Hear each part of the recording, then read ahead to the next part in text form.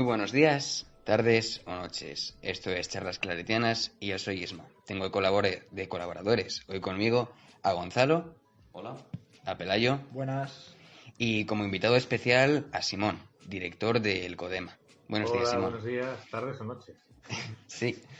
Bueno, para empezar, como hacemos con todos los invitados que pasan por este micro, nos gustaría preguntarte, o pedirte, mejor dicho, que para nuestra audiencia te nos presentes, tanto de forma personal, como el Simón con el que estamos hablando ahora, como a título personal, o sea, profesional también, qué experiencia has tenido y por qué esta entrevista. Pues me llamo, tú lo has dicho, Simón, y mi apellido Cortina Evia. Por tanto, Simón Cortina Evia. Soy gijonés, este año he cumplido los 50 años, el medio siglo. Por tanto, asturiano, claretiano y sacerdote. Y actualmente soy el director del Colegio Corazón de María de Gijón. Lo soy desde el año 2011, con lo cual ya estamos camino del año 11º. Bueno, pues gracias por esa presentación. Seguro que para los que no te conocieran de antes, cosa que creo que es un poco difícil, ahora te conocerán un poco mejor. Perfecto. Bueno, empezamos con las preguntas. Y bueno, relacionando tu largo paso por el Codema, ¿qué se te viene a la cabeza cuando te digo Codema? Cuando digo la palabra Codema, lo primero que me viene a la cabeza es familia, una gran familia. Yo creo que los que formamos parte del Codema nos sentimos, y no solamente nos sentimos, sino que somos familia. Y como familia lo demostramos cuando hace falta. Pero no solo familia. Familia y Codema me suena también a comunidad educativa, ¿no? Una comunidad educativa numerosa, diversa, plural, comprometida. Y en tercer lugar, me suena también a responsabilidad, ¿no? Cuando uno es director del Colegio Corazón de María, está sentado en la silla en la que estoy sentado ahora frente de vosotros, pues piensas 1.600 alumnos con sus familias, piensas 150 trabajadores, piensas en la historia de este colegio, piensas en el reconocimiento social, la importancia que tiene, la relevancia, y eso es una responsabilidad también. Por lo tanto, familia, comunidad educativa y responsabilidad. A eso me suena Codema. Pues continuando con el Codema, al decir, pues, esa definición del Codema, tiene que haber siempre un inicio, una primera impresión. ¿Y cómo fue tu primera impresión, tanto como alumno, como director, o otros papeles que has tenido dentro del Codema? Pues fíjate, mi vida, yo creo que en gran parte ha estado vinculada y está vinculada al Codema. Porque yo soy antiguo alumno del Codema. Yo comencé aquí en segundo de párvulos, que es como se llamaba entonces a infantil, en Contrueces, ¿no? Siempre que entro en Contrueces, en el edificio A, en lo que conocemos así familiarmente entre nosotros como el Palacio, el primer aula de la izquierda era mi clase. Sigo recordando cuando entré por aquella puerta, en el año 1976, que ya ha llovido y más en Asturias desde entonces, ¿verdad? Y aquí estuve desde el año 76 hasta el año 1989, ininterrumpidamente, por tanto 13 años, cuando acabé COU, ¿no? Lo que ahora es el equivalente al segundo de bachillerato, que vosotros haréis el año próximo. Yo soy de la promoción de 1989 y en esos 13 años, que fueron muy buenos años para mí, hice un montón de amigos que todavía seguimos quedando. Los amigos que se hacen en el cole o que hice en el cole son amigos que me han ido acompañando y yo les he ido acompañando a ellos desde entonces, ¿no? Son amigos para toda la vida, ¿no? Con lo cual, pues una parte de vinculación al colegio es también lo que es tu vida fuera del cole, ¿no? Las amistades que haces, aquello con lo que te diviertes, las personas con las que estás. Y del cole me fui a estudiar Derecho, porque pensé que era lo que debía de hacer, y cuando estaba acabando Derecho me di cuenta que el Derecho no era lo mío, que quizás la vocación de misionero claretiano me iba más, y abandoné el Derecho por la filosofía y la teología. Estudié en Salamanca, hice varias experiencias, completé estudios también en Madrid y el año 2002 regresé aquí, al Colegio Corazón de María. Regresé como profesor, como tutor y desde entonces hasta ahora he sido un poco de todo. Profesor de religión, profesor de filosofía, profesor de historia de la filosofía, coordinador de pastoral, jefe de estudios y bueno, estos últimos 10 años, desde el 2011, como os decía, soy el director.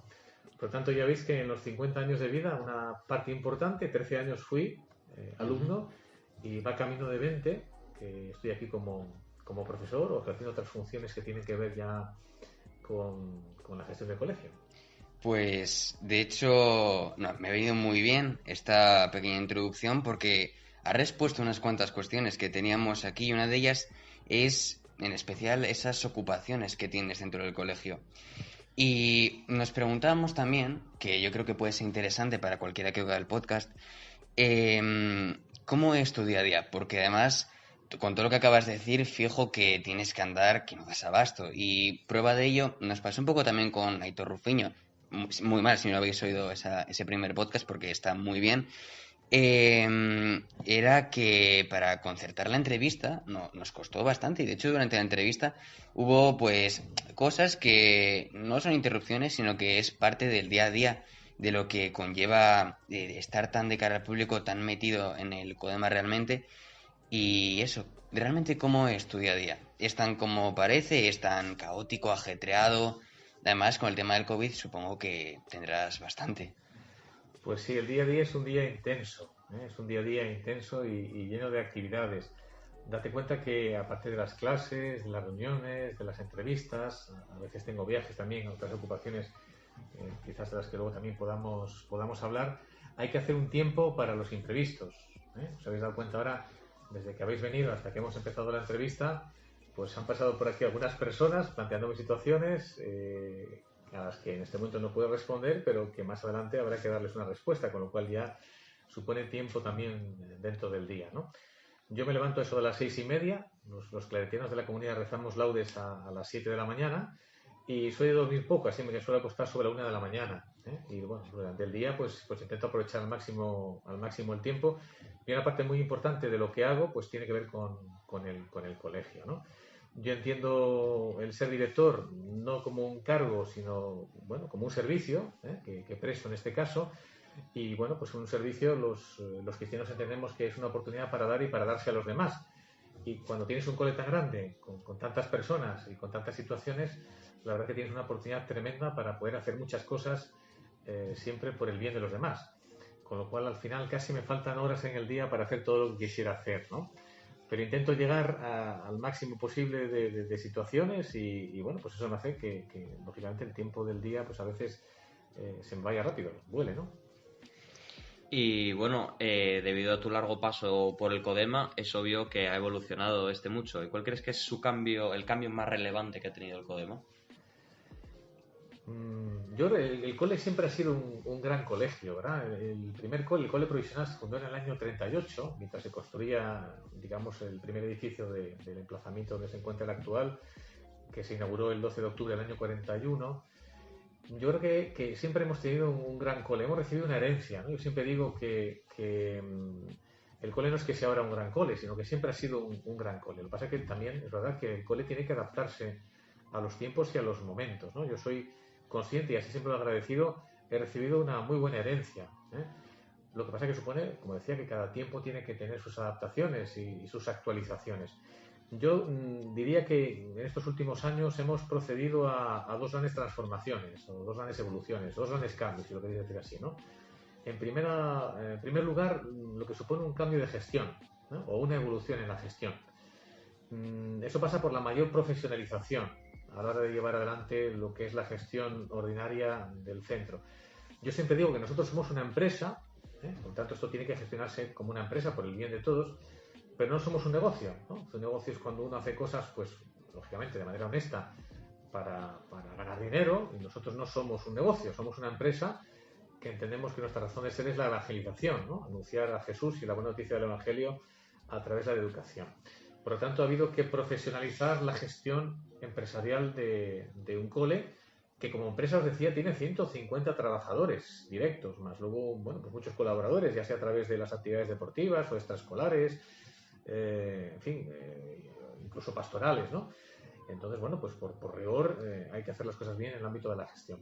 Y un segundo cambio también muy importante, una segunda evolución, es lo que tiene que ver con lo pedagógico. Yo creo que en los tiempos en los que estamos, el reto educativo pasa por la personalización de los aprendizajes y, por lo tanto, por la recuperación e introducción de unas metodologías de tipo más activo, donde el profe vaya siendo menos protagonista y los alumnos vayan cobrando un mayor protagonismo. Eso no es fácil, lleva su tiempo, porque digamos que es la transformación de un rol tradicional muy asentado, tanto por parte de los profesores, que digamos que seamos los primeros que tenemos que cambiar un poco el chip, pero también de parte de los alumnos y por parte de las familias. Vosotros ya en estos últimos años habéis ido creciendo en el aprendizaje colaborativo, habéis ido creciendo también en el aprendizaje basado en proyectos, en la gamificación, en esas metodologías que, bueno, hasta hace 10, 15 o 20 años, al menos aquí en el cole, eran desconocidas y que ahora entendemos que nos pueden ayudar a cubrir ese desafío del reto de la personalización del aprendizaje, ¿no? Porque estamos en un mundo en cambio, estamos en un mundo marcado por la incertidumbre, que os voy a contar ahora con esta situación de pandemia que estamos viviendo.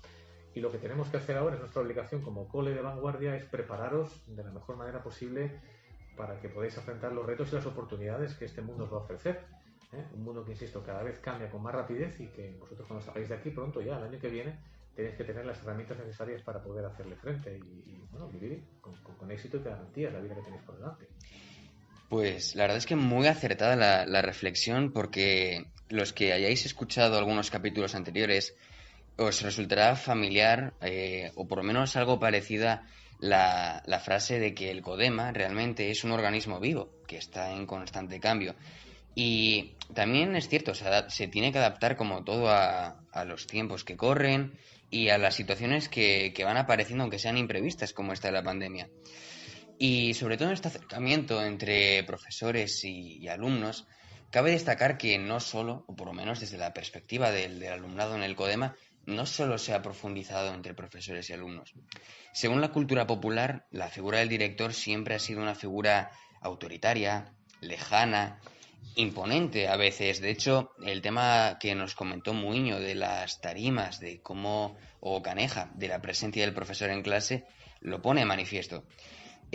¿Cómo crees que es esto realmente? Un poco a modo de doble cuestión, ¿lo desmentirías? ¿Crees que, de hecho, este cambio ha podido afectar a la forma en la que hoy se concibe la figura del director? Cuando yo pienso en los directores que tuve en este colegio, pues lógicamente yo creo que no eran distintos de lo que podrían ser los directores o las directoras de otros colegios de aquel tiempo. Creo que también en esto ha habido una evolución, ¿no? Ha habido un cambio. Te puedo hablar de mí. Yo siempre he querido ser y pretendo ser una persona cercana, accesible, dialogante, con la que se pueda tratar. Y ese tipo de persona he querido seguir siéndolo y es lo que intento siendo director, ¿no? Mi desempeño como director del colegio. De hecho, mi puerta del despacho siempre está abierta, pretendo que haya una máxima accesibilidad, que no sea el director que está ahí en una torre que se le ve de vez en cuando y al que se le teme, sino una persona cercana con la que se pueda hablar, a la que se puedan plantear las situaciones. Por lo general, a un director le vienen más los problemas y las situaciones a solucionar que los parabienes o los agradecimientos por las cosas que van bien, pero entiendo que eso es parte también de mi tarea, ¿no? Pero no solamente tengo la puerta abierta del despacho, sino que yo suelo salir con mucha frecuencia. Bueno, yo doy clase, nunca he querido renunciar a dar clase de Historia y Filosofía, lo sabéis bien, en segundo de bachillerato, pero sí me gusta pasear por los pasillos, pasear por los patios, cruzarme con la gente, porque creo que eso también es parte de mi labor, de mi responsabilidad como director, ¿no? Yo entiendo que es verdad que un director, lógicamente, es una figura de autoridad, así es percibida, pero yo lo entiendo, y os lo decía antes, como un servicio, por tanto, es un servicio de autoridad, ¿no? Estás ahí para ayudar, estás ahí para acompañar, estás ahí para orientar, estás ahí para contribuir en lo que sea necesario y haga falta para mejorar pues el trabajo, el estudio o la vida de los demás, ¿no? Así lo entiendo y así lo veo. Por tanto, no me percibo como un director distante y autoritario, sino todo lo contrario, aunque bueno, habría que ver qué dicen los demás, ¿no? Y ahora volviendo un poco con el tema del CODEMA, el CODEMA no solamente ha cambiado, sino que también puede cambiar a la gente. Es un tema que como ya se habéis escuchado, es un tema que es muy recurrente en las distintas entrevistas, de qué ha cambiado el CODEMA en la persona. Y muchos, al estar siempre ligado al CODEMA, han decidido decir que hubiese sido de ellos sin el CODEMA o algo parecido. Así que entonces, te lanzo la pregunta. ¿Qué crees? O sea, ¿qué crees que ha cambiado el CODEMA en ti? Pues yo iría más allá. Yo te diría que una parte de lo que soy se lo debo al CODEMA. Yo creo que crecí aquí 13 años, desde los 5 hasta los 18, que os voy a contar a vosotros, que también estáis viviendo esta experiencia ya en su parte final, ¿no? Como alumnos del cole. Ser alumno del CODEMA, pertenecer a esta familia, a esta comunidad educativa, te marca y te configura. Pero también ahora que he vuelto, llevo aquí casi 20 años, también el CODEMA ha seguido influyendo en mí. Yo creo que las personas nos hacemos en buena parte en las relaciones que mantenemos con otras personas, en los encuentros, también a veces en los desencuentros, ¿no? Pero en el diálogo, ¿verdad? Vamos siendo y vamos creciendo en la medida que también nos dejamos influenciar por las personas que tenemos cerca. Y la verdad es que en ese sentido tengo mucho que agradecer, ¿no? De estas dos etapas, de mi primera etapa como alumno y de mi segunda etapa ahora como profesor desde el otro lado, pero también dentro del colegio, ¿eh? Yo no me entendería a mí mismo si no diera gracias por la experiencia que he tenido aquí, la doble experiencia como alumno y también como profe en el colegio del CODEMA. Y bueno, volviendo a tu trabajo dentro del CODEMA, ¿qué consideras que sería lo más gratificante de tu trabajo? Yo pienso que los profesores tenemos una de las vocaciones o los trabajos más bonitos del mundo, que es la de educar, ¿no? Educar significa guiar, acompañar, orientar y acompañar procesos de crecimiento de personas. Yo creo que ya es de por sí algo tremendamente gratificante. Y si en mi caso, además de acompañar algunos procesos de crecimiento de personas que han sido mis alumnos, pues además tienes la responsabilidad o la suerte de acompañar el proceso de crecimiento de una organización, como puede ser este colegio, una organización además a la que estás muy vinculado afectivamente, o estoy muy vinculado afectivamente, porque como os decía antes, yo he crecido también aquí y he recibido muchas cosas. Ahora me veo con la oportunidad de devolver una buena parte de aquello que yo recibí en su momento y que me configura ahora a mí como persona y también como misionero claretiano. Por lo tanto, es una parte muy gratificante, el dedicarte a la educación. Y hay otra parte muy gratificante que es para mí, ¿no? el trabajar a diario codo con el equipo directivo, ¿no? Hasta hace no demasiados años entendía que como el director lo era todo en un cole, ¿no? Yo creo que en ese sentido hemos ido creciendo también en cuanto a cultura de organización y más que de liderazgos verticales hablamos ahora de liderazgos horizontales. Entonces, la oportunidad de trabajar día a día con el resto de miembros del equipo directivo, somos 9 en el equipo directivo, es que también hay directores de etapa, directores pedagógicos, jefes de estudio, coordinador pastoral, administración. El poder llevar adelante un trabajo de gestión educativa con personas con las que compartes objetivos y con las que puedes trabajar y sentirte a gusto, pues para mí es de lo más gratificante que he vivido. Bueno, estoy ya amparándonos en esa trayectoria que has tenido. Como dijo Manrique, nuestras vidas son los ríos que han de llegar al mar. Y esos ríos serpentean mucho, dan tumbos, vueltas, curvas. Nos preguntábamos, porque además, como has comentado tú antes, no solo eres un directivo o un profesor en un colegio, sino que además la vida religiosa juega un gran papel en tu vida. De tal forma es así que lo compaginas incluso con este trabajo. Nos preguntábamos, o por lo menos desde este otro lado del micro, que se habla mucho de una llamada, de una vocación de Dios para ti. ¿Qué te inspiró a seguir este camino? ¿Qué sinuosos caminos de la vida te llevaron a estar sentado precisamente hoy con nosotros?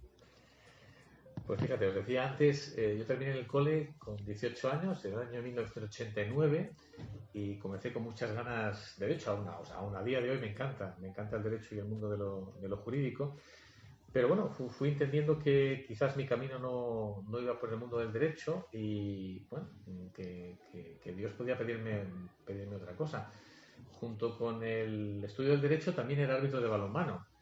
Llegué a arbitrar en categoría nacional y mi compañero con el que yo arbitraba llegó a Sobal, o sea que quizás hubiéramos podido los dos haber llegado pues a lo que es la máxima división del balonmano, ¿no? Como arbitraje. O sea, yo tenía una vida en la que lo que hacía me gustaba y me llenaba, no me iba mal y las perspectivas de futuro tampoco parecía que fueran malas.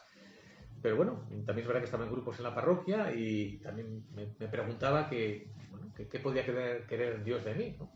Y es verdad que no recibí ninguna llamada directa, ni ningún mensaje directo, pero sí vas viviendo en la vida situaciones, momentos, que luego leídos e interpretados con la ayuda de otras personas, me dieron a entender que quizás Dios me llamara pues para ser misionero claretiano. Y bueno, tampoco esto es de la noche a la mañana, hay un tiempo de discernimiento que se llama, hay un tiempo de formación en lo que vas viendo si esas iniciales inquietudes o intuiciones contrastadas con otras personas que entienden de esto van teniendo tu correspondencia en la vida, ¿no? Y así dejé el derecho, me fui a Salamanca, a la Universidad Pontificia de Salamanca, a estudiar filosofía y teología. Se interrumpen los estudios un año para hacer lo que se llama un año de experiencia intensa de lo que es el claretiano en el noviciado, se llama así, noviciado, lo hice en Loja, en Granada. Cuando terminas el noviciado, si confirmas que crees que ser claretiano es lo tuyo, haces la primera profesión religiosa, y yo la hice en septiembre de 1995. Continué mis estudios de vuelta en Salamanca, de filosofía o teología. Cuando los terminé, hice un año de experiencia pastoral en la misión que los claretianos tenemos en la selva del Perú, en Saposoa, Juanjuy y Bellavista. Ahí estuve un año.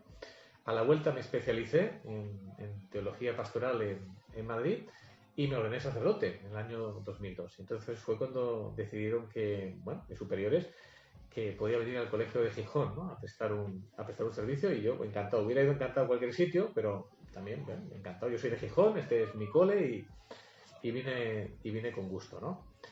Y es verdad también que el ser claretiano, el ser religioso, pues determina mi día a día, ¿no? O sea, ¿de qué manera? Pues mira, lo determina globalmente, ¿no? Es decir, porque soy religioso las 24 horas del día, e intento que eso se note en lo que hago, ¿no? Que se note en lo que es mi día a día también como director del colegio, porque hoy estoy de director, pero no pues pienso estar toda la vida de director, ¿no? Es decir, mis superiores me encargarán otras responsabilidades o me mandarán a otros sitios, y ese ser consagrado, ese ser misionero claretiano, pues va conmigo, ¿no?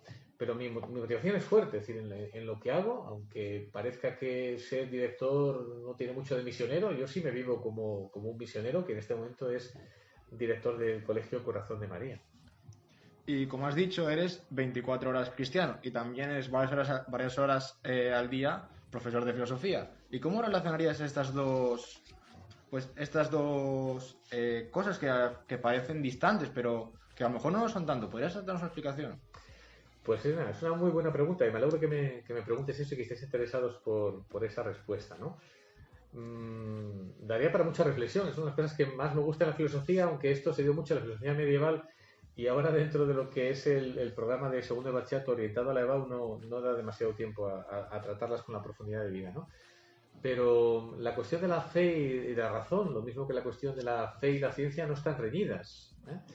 Yo creo que no son para nada incompatibles, ¿eh? Es decir, hablamos de fe y razón, hablamos de teología y de filosofía en este caso, y ambas conducen a la verdad, ¿no? Cada cual evidentemente en su ámbito, con su autonomía y respetándose la una a la otra, pero entre ellas tiene que haber diálogo. Los cristianos creemos que es Dios quien nos ha creado, y Dios nos ha creado con inteligencia, nos ha creado con la capacidad para pensar las cosas.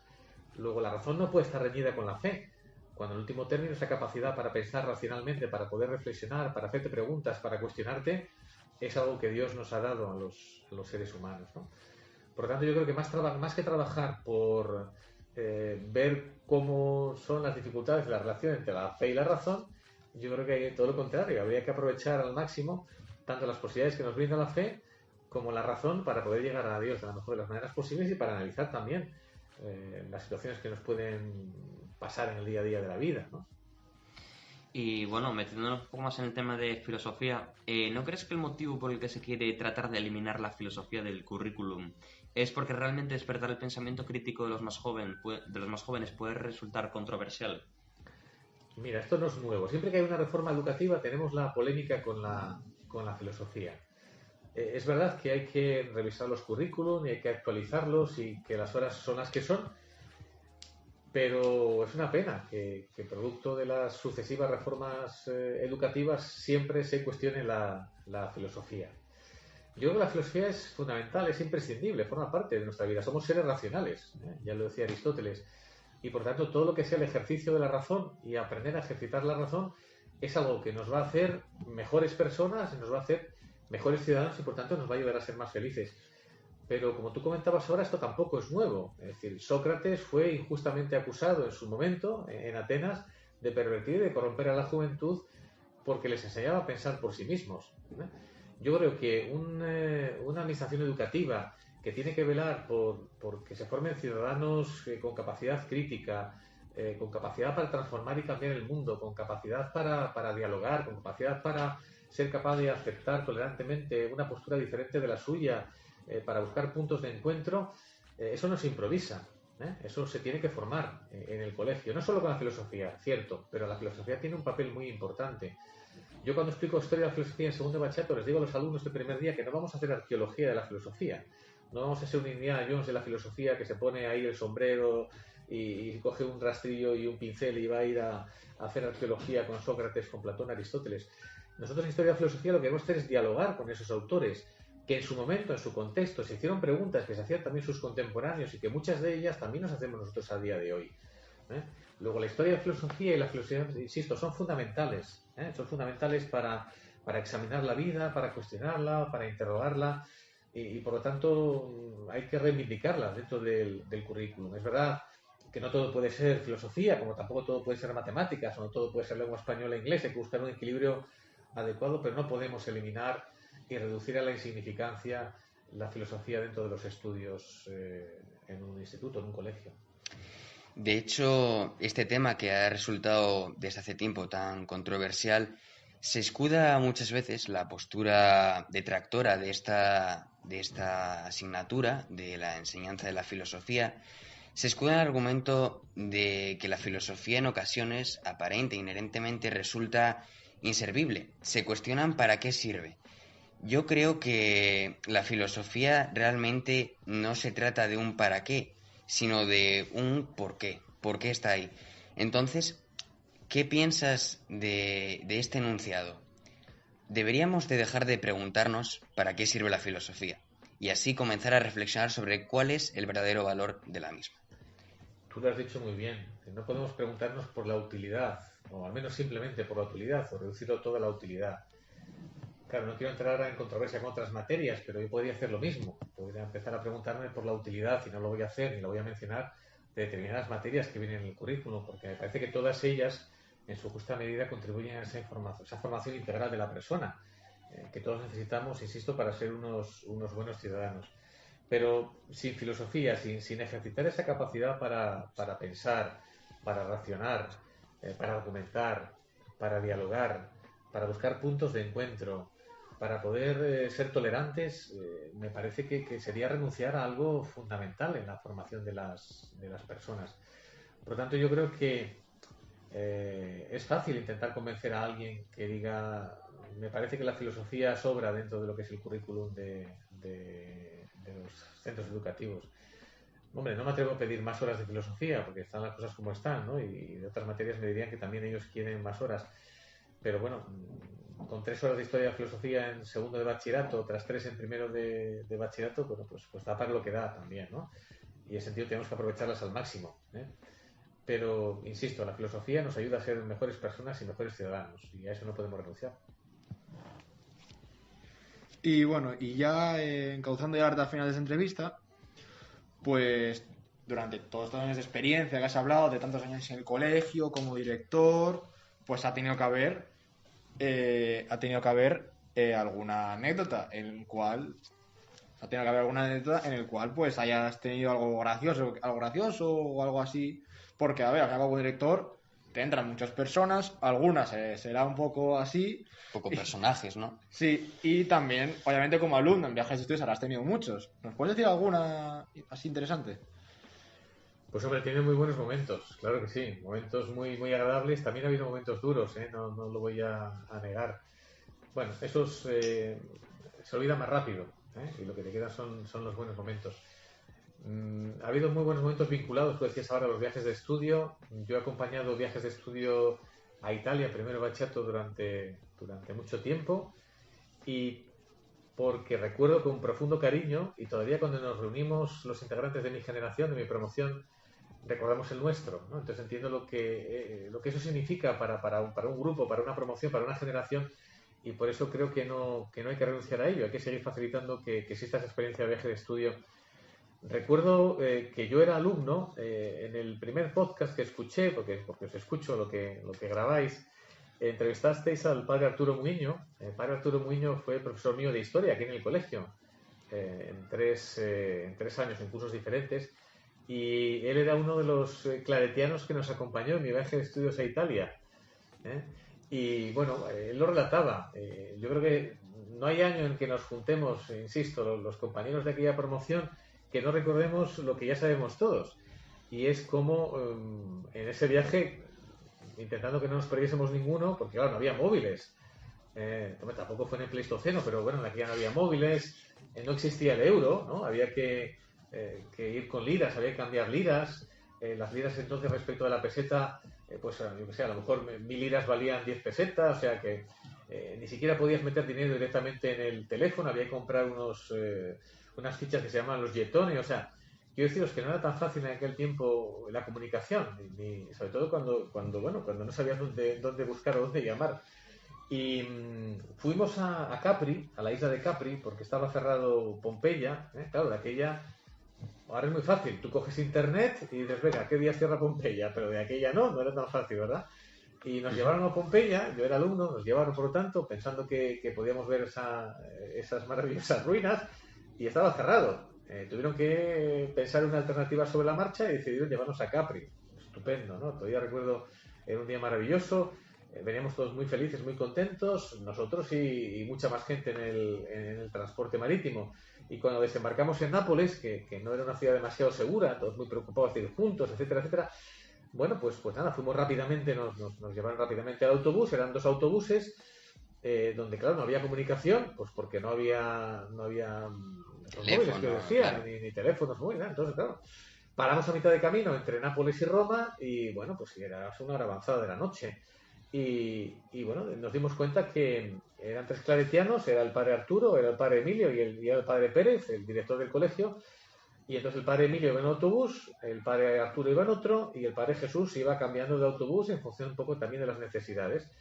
Total, que en el autobús 1, llamémoslo así, pensaban que estaba en el autobús 2 y en el autobús 2 pensaban que estaba en el autobús 1, hasta que paramos ahí en ese área de servicio a mitad de camino y ni en el 1 ni en el 2. Se había quedado en Nápoles el pobre. Todavía me río mucho cuando nos encontramos. El padre Jesús Pérez está ahora en Ferrol, es párroco de las Angustias de Ferrol, y todavía nos reímos mucho cuando recordamos esa anécdota, ¿no? Él dice que claro, que estaba allí cuidando que fuéramos todos saliendo del barco hacia los autobuses, y bueno, pues claro, éramos muchos grupos de jóvenes y bueno, pues cuando se dio cuenta estaba mandando jóvenes que no eran de nuestro colegio al autobús, y cuando llegó el momento de subirse al autobús ya no había autobús, ¿no? Además, una Nápoles que no era fácil, porque recordemos que en el podcast de Muiño nos comentó que tuvisteis un encontronazo con una mafia italiana, o sea, un poco Al Pacino. Sí, hoy, bueno, no sé cómo están las cosas hoy, pero en aquel tiempo efectivamente había que andar con mucho cuidado y nos dieron a entender que si queríamos ver a los autobuses y encontrarlos en condiciones óptimas para el servicio de transporte, teníamos que pagar una especie de impuesto, ¿no? Bueno, hubo que dar un dinero a unos señores para que los autobuses estuvieran seguros. También es verdad que nos quedamos mucho más tranquilos sabiendo que pagando ese pequeño impuesto los autobuses iban a estar bien y a la vuelta los íbamos a encontrar y nos podían llevar a Roma de vuelta, ¿no? Sí, parece que es algo como, bueno, así de ficción, pero no, es real y no hace tantos años, ¿no? que pasó esto. Ciertamente que, bueno, esto es una anécdota, pero bueno, podría haber más, ¿no? Vinculadas a esos momentos, como pueden ser los viajes de estudio o también algunas de las movilidades de Erasmus que he acompañado yo en estos últimos años, ¿no? Yo creo que una de las funciones también que tenemos en el cole es facilitar estos momentos más allá de lo académico, que bueno, también hacen persona y luego uno recuerda con cariño, ¿verdad? Y bueno, ya para ir cerrando la entrevista, como ya sabes, dentro de, bueno, el colegio acaba de cumplir 80 años y ya hay un centenario de la educación claretiana en Gijón. Y bueno, quisiéramos que nos contaras qué consejo, si le pudieras dar uno, a próximas generaciones, tanto de alumnos, profesores, directivos. ¿Qué consejo sería esa especie de cápsula del tiempo, ¿no? Que además yo creo que en este tema podrías ahondar tanto como no quieras dejarla enterrada, un poco a nivel metafórico, porque a fin de cuentas, siempre que pasa alguien por esta mesa le hacemos, bueno, por esta en concreto, ¿no? Pero por estos micros le hacemos la misma pregunta. Y es que es un tema que puede parecer muy fácil, pero que dependiendo de cada persona, pues puede ser un poco más complejo, ¿no? Ese mensaje para la posteridad, si solo pudiese ser uno, ¿qué consejo les darías? Bueno, no lo ponéis fácil, hacéis bien las preguntas, pero a veces no son tan sencillas de responder uno solo. Pues mira, yo, si tuviera que dejar un único mensaje para el futuro, tendría que centrarlo en algo realmente esencial, ¿no? no en algo superfluo o secundario.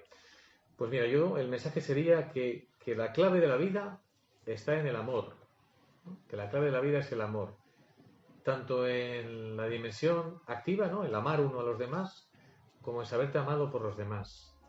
Y yo creo que esto es lo más importante de la vida y por tanto de la educación, porque educar, todo lo que supone educar, es un acto de amor hacia otra persona, ¿eh? Y el mensaje sería, a su mensaje evangélico, ¿no? Que le pega bien a un misionero claretiano y a un sacerdote, es ese mensaje del evangelio de amar a Dios sobre todas las cosas y al prójimo sobre a ti mismo, como a ti mismo, ¿no? Sería el mensaje esencial, básico, que yo dejaría para el futuro, tal como me pedís. Pues muchas gracias por tu tiempo, por habernos podido conceder esta entrevista, que además, como bien sabemos, no ha tenido que ser fácil sacar un momento de entre tu agenda para poder atendernos y sobre todo por la dedicación y esmero que no solo encontramos en los profesores, sino también más arriba. Muchas gracias. Esto ha sido Charlas Claretianas y esta ha sido Simón Evia.